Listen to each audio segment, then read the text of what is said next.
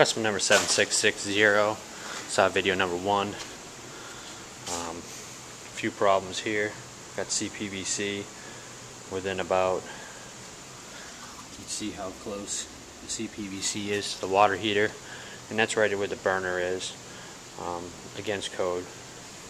Got shark bites, cpvc directly to brass fitting at the bottom of the water heater, which is the hottest point, against code.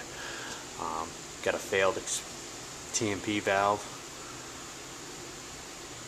also plastic, which is up to code, but also should be piped straight down to the ground. Should not go into the wall. Then we have cpvc again at the top, with flexible copper tubing, which is really thin. No expansion valve, and that is video number 1.